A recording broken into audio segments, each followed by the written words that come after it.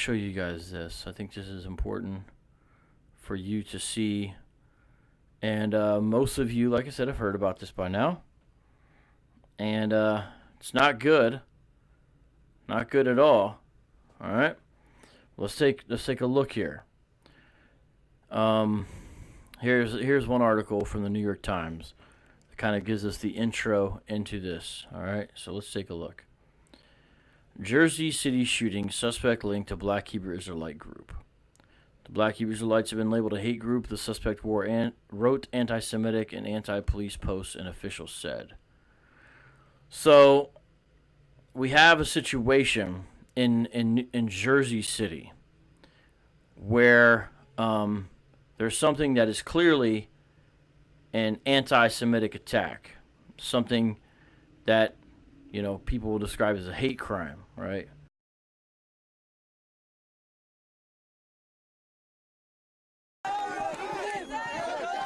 A few thousand Israeli demonstrators, many of Ethiopian descent, took to the streets of Tel Aviv on Wednesday to protest against police brutality following the death of an Israeli-Ethiopian man.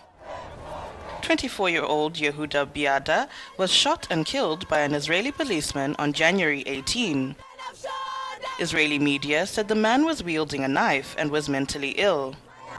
Protesters blocked a highway and burned rubbish during the demonstration.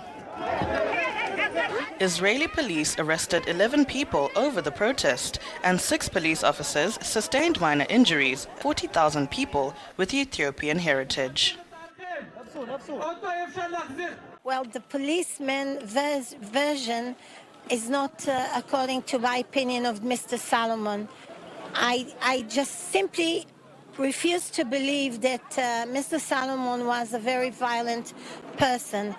The shooting reignites tensions between Israeli police and the Ethiopian community, who's long been accusing the police of systemic racism against minorities. Israel's Ethiopian community numbers around 140,000 people, many of them born in Israel. They say they're targeted because of their skin color. A report by the Public Defender's Office in 2016 found almost 90% of young Ethiopian Israeli offenders are sentenced to prison. That's 3 times as many as non-immigrant Jewish minors. The number of criminal cases against Ethiopians have gone up in the past years, while it's decreased for the total Jewish population.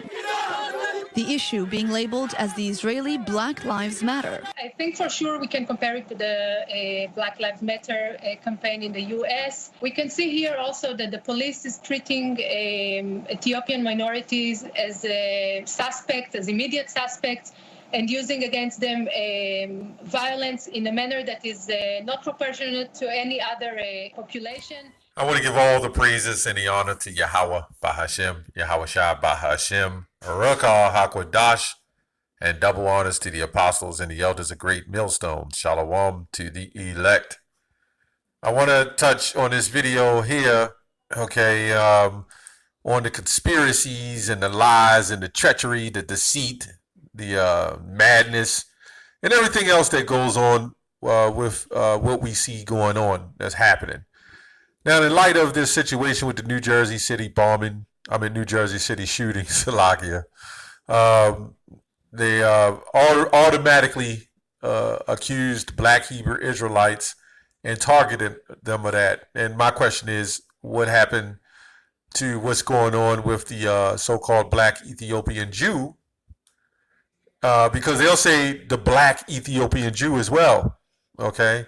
In some cases, they'll say the Ethiopian Jew, but now they're labeling them the Black Ethiopian Jew. So you can see that how these terminologies is being pushed on us because of your so-called skin color. It's from what I see.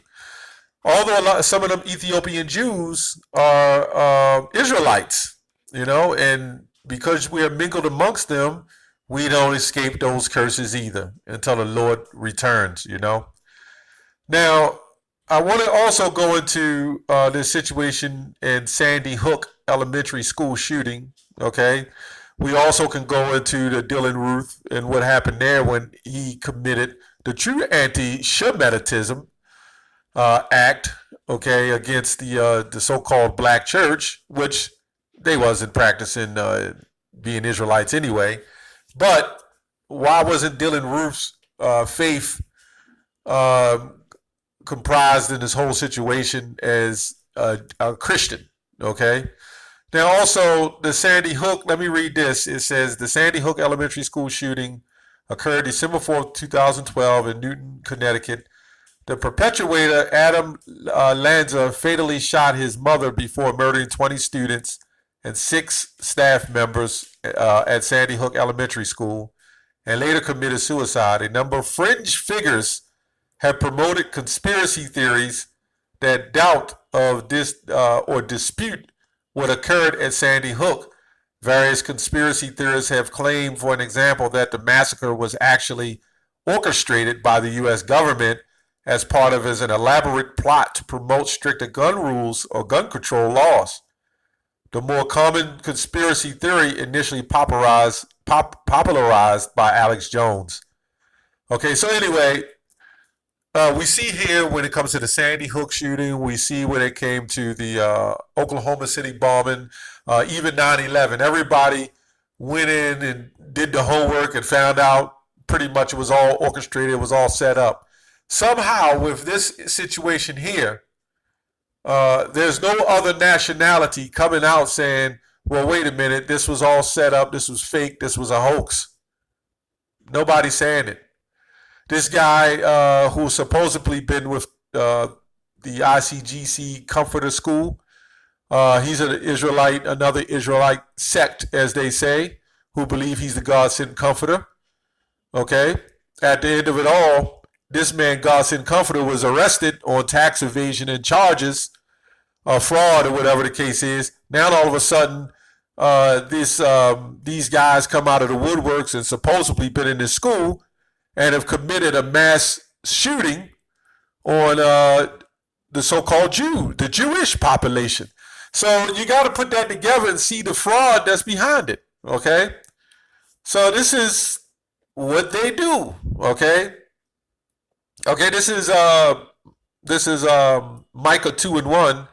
It says, woe to them that devise iniquity and work evil upon their beds. When the morning is light, they practice it, because it is in the power of their hand.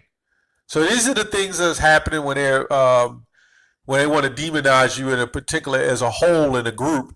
Even as the practicing Muslims of Islam in America, they're not terrorists. But they had all of us believing that when you look at these people, that they're automatically terrorists. So we could see what they were going through.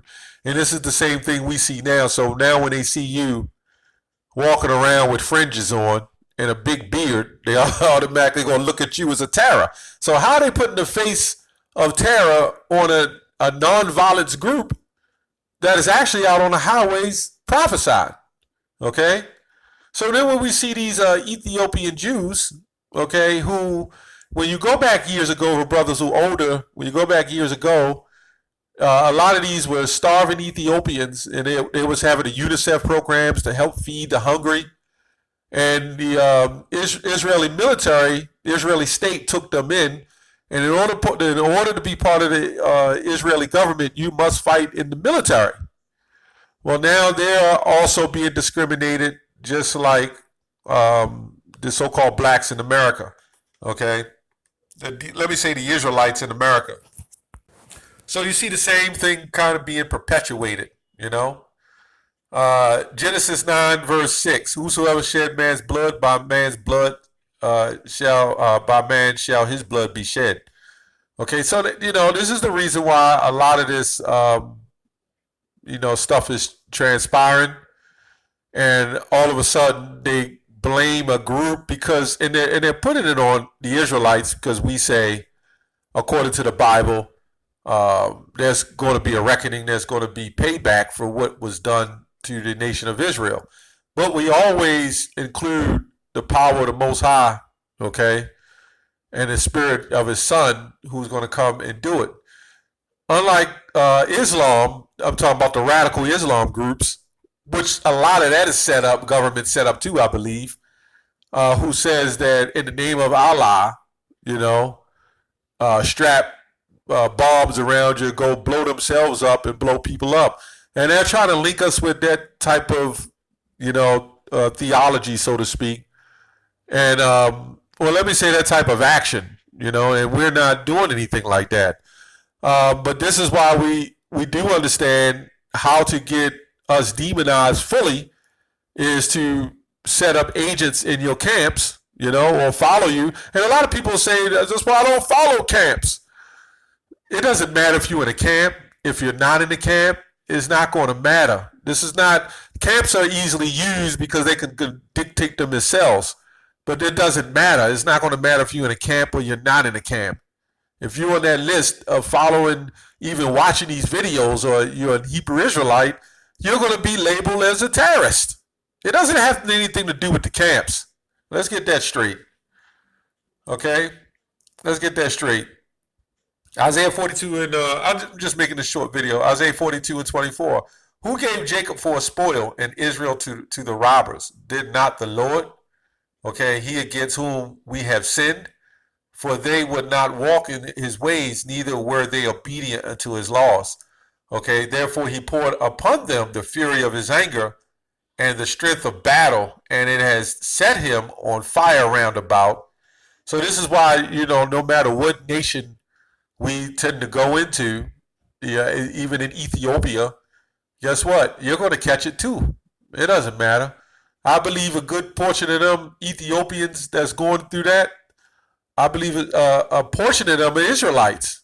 They really are Israelites. They're just practicing Judaism customs.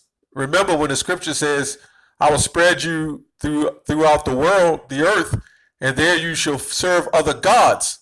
Okay? So we can see that that's happening. And it says, and strengthened of battle, and it has set him on fire round about, yet he knew not, and it burned him, yet he laid it not to his heart. Okay, so Jake is not considering all the things that happen to us, and they're not understanding why. Now, these Ethiopian Jew women, they're holding pictures of their children up. 90% of the Ethiopian Jew is being locked up. They're setting them up for charges. They're doing the same thing, okay? They're doing the same damn thing, man, and nobody can see what the heck is going on. If you remember the Black Panthers, when you go back in time, the Black Panthers, they was deemed a hate group because they walked around with guns. Their whole mission was basically to defend the so-called black woman and child. But as usual, they was infiltrated as well, and government orchestrated and pretty much set up. But there was probably some sincere men in there that really believed in protecting their families against a tyrannical leadership, and they decided to fight against it. And this is what we see, man, This is Psalms 94 and 20. It says, shall the throne of iniquity have fellowship with thee, which frameth mischief by law? So we can see this is what they do. They're framing mischief by law. So what they're doing is they set up situations, come with the solution. This is a terrorist organization, so we're going to have to stop this. This is promoting hatred towards a group of people. Well, meanwhile, the biggest hatred set up that's hidden in the law books set up to put the so-called black man in jail, in prison. Okay? So-called set up to keep women on welfare. Okay? And then give them jobs to put them over their men. Okay? So when you're in a box, there's a certain amount of people who is set on welfare, Section 8 or whatever, which puts them in a box. And they'll tell them, if you decide to work and you make but so much, then they'll cut off your health care and other things. And then they say, well, I was better off just staying on welfare. This is mischief by law, man. These are the things that they do. Okay? They gather themselves together against the soul of the righteous and condemn the innocent blood. That's what they're doing to us. We haven't done anything. Okay? So you know what they'll do? They'll set up somebody. He's already... Look, me and Apostle Ricard, we already... it was a guy who was coming into camp, and I kind of picked him out, and I knew that something wasn't right with him. I looked at his mannerism. I looked at his, he seemed like he had military background or something. I'm not sure. But let's say I'm going to keep it spiritual. I'm not going to go into detail about it, but I knew. And then when Apostle Ricard came down and we was talking, and we was going back and forth, Apostle Ricard was like, yeah, man, I believe that guy's an agent. And sure enough, we questioned him on where he come from. And I specifically said, was you a police or something? I just knew it. And he said, yeah, I used to be a police, but I kind of left it alone. We ain't see him no more after that. So if he was diligent and sincere about this, we'd have known more about it. And I'm not going to say how much I knew about it, because then they'll take it and try to spin it around and send the next agent, with a different kind of move. But we can see you agents, even the ones that claim cool with us. At least there's brothers that can see it. We can shalom you back. We can shalom you back. And we know you an agent, pretty much. Okay? So anyway, it says, and he shall bring upon them their own iniquity, and shall cut them off in their own wickedness. Yea, the Lord our God, our power, shall cut them off. And this is what's going to happen in the end of it all, man. We see it. We know what's going on. The trickery is being exposed. Isaiah 41, I believe 47 says, uncover the secret spots. Okay? Just paraphrasing. It says, Isaiah 47:1 says, let me get that real quick. Something about shame shall be uncovered or something like that. Let me get that real quick, because that's what's happening. The shame is being uncovered. What you see happening. Okay, this is Isaiah 47:1. Come down and sit in the dust, O virgin daughter of Babylon. Sit on the ground. There is no throne, O daughter of the Chaldeans. For thou shalt no more be called tender and delicate. Okay, let me go on to the point. Thy nakedness, verse 3, thy nakedness shall be uncovered, yea, thy shame shall be seen. I will take vengeance, and I will not meet thee as a man. Okay, and as for the Redeemer, the Lord of hosts is his name, the Holy One of Israel. Which, of course, you have Israelites who practice Old Testament Israel. Old Testament Israelites, you have to understand that the Most High is the one that orchestrates what he does. He's the ultimate redeemer, but he's going to send his son as a deliverer. He doesn't get off the throne to do anything, okay, unless he wants to. And he's always been known to, when you read Genesis 1:1, he's always been known to use other powers to do his bidding, just like he's using powers to punish us. Okay, now why didn't the Lord just come down to punish us himself? Why did he use other powers to punish us? Hey, he's the Most High God. Why did he do that? Just a question for you Old Testament Israelites. That's pretty much all I have on that. It's just something to think about. That's all I have on that. Shalom.